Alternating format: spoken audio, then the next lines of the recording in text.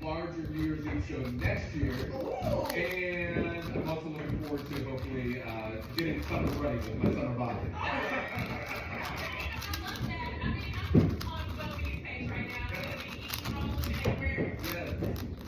Yeah.